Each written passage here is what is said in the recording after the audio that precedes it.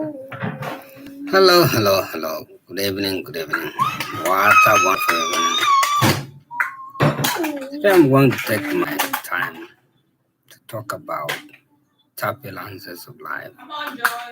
It's like you're in an airplane and you think there is the crowds and all those.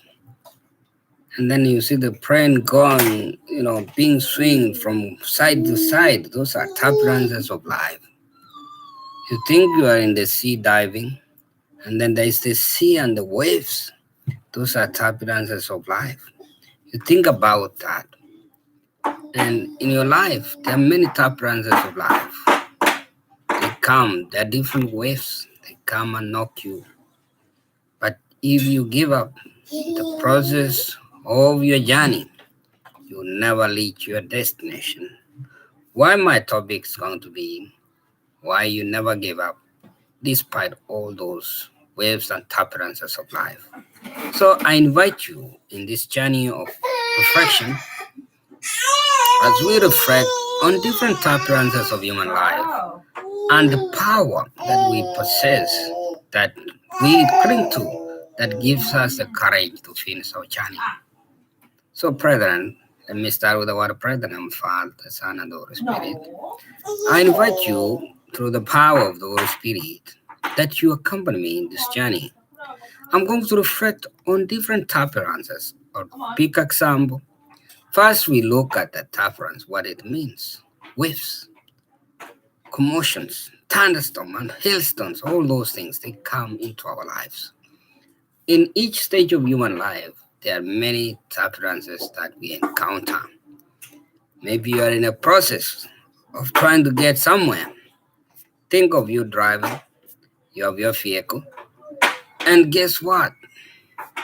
The vehicle, it breaks something on the road. You're supposed to go to school, maybe. You're supposed to go and do an exam. It breaks there, and that's your final exam to finish your your program, whatever. But it breaks, let's say, somewhere. You start to figure out what to do. You maybe think I will call my instructor, or you would think about I'll tow my car. You would think of many things in your mind. Am I going to pass? Am I going to do this? Those are tough answers in life.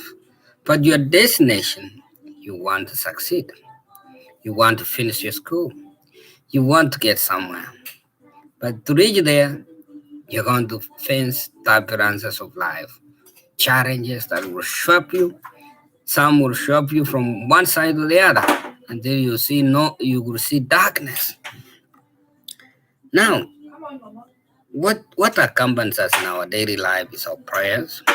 Prayer makes a difference in every aspect of human life. When you are withdrawn, when you are defeated, you pray that God will give you the strength to overcome things. Think of the story of Christ himself. He's about to be betrayed, to be crucified on the cross. The thing that remains with him, he understands. His spirit is willing to give itself, but the flesh is not. So Jesus resents prayer. And imagine, he comes back, his disciples could not even spend 1 hour with him to pray. And he comes, he finds them deep asleep.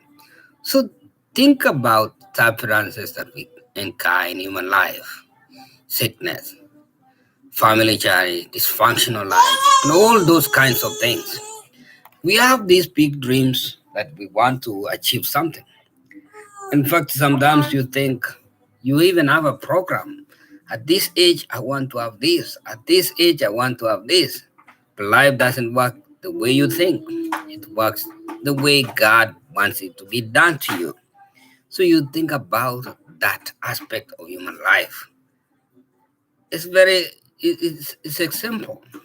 I've experienced such, and I asked God one day. I used to plan and say, this is what I want to have at this time and place. But things don't work in our way. They work according to God's plan. For God's plan is the plan of God that prevails, not the plan of man. We plan miracles. We may think of great things. We want to be the greatest people in the whole world. We want to be the most smartest people in the world. You want to have the greatest wealth in the world, but it doesn't work according to your will. It was according to the will of the Almighty. So those are tolerances, and they are there to sharpen us. But you never quit in the process of your journey of finding what you want. You want to go to the end of the journey. I gave an example of somebody driving and is expecting maybe to do an exam at school. Unfortunately, the car breaks down. Maybe he has to call a friend. What if the friend is at work? Maybe he will ask somebody, a good Samaritan may stop on the way and give him gas to go to school, which normally happens in our lives. So there are turbulences in human life.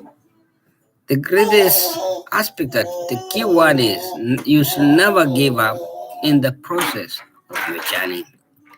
If you want to be successful, you have to have that goal. Success takes a process, and you never stop in the midst of the process. You accept the process, you pray over it, and you ask God to be your guide. What happens when we give up? We never reach where we want to be. We end the process immaturely before the process completes itself. Think of yourself driving to New York and you have a plan. You gotta put enough gas in the car. You gotta put your e-pass or money for the toll or those things to prepare you in this journey. But something may happen. Maybe traffic jam. You don't give up and say, "Oh, there's an accident, a very big accident on the road." You never give up because of such happening. Those are processes to sharpen your way, to sharpen your thinking, to give you a very broad perspective. And when we look at the nature of our God, we know that God has already ordained your success. He has already given you success. What God wants you to do is to go through the process, to admire the process, to accept the things that you go through until you reach your destination. I'll give you an example of Joseph in Egypt.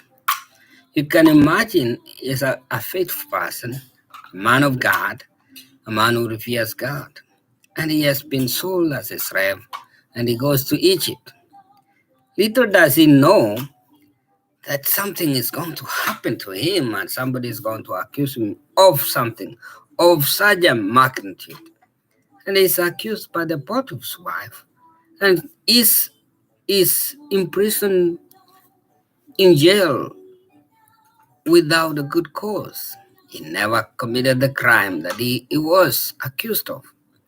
He goes to jail, spends time there, but he never gives up in the process because he knew his God was watching over him. And he feared and had faith. And it's that faith that carried him where he was there. He helped the people in the process while he was in jail. He guided some, they left, but he never quit. He never quit in the process. He accepted himself. He knew his destiny was destined for greatness. He never quit in the process. So he waited for his hour and his time because it was ordained by his God. You can imagine him there. And then the day came when the Lord had prepared a great day for him. And guess what? When the day came, he was lifted to the highest point in history of the land of Egypt. So never quit in the middle of the process. Things come on your way. Some are there to shut you down. Some are there to make you forget your destiny. But your destiny is great. So you must aspire to reach where your destiny is. Present. May God bless you in the name of the Father, the Son, and the Holy Spirit. Amen.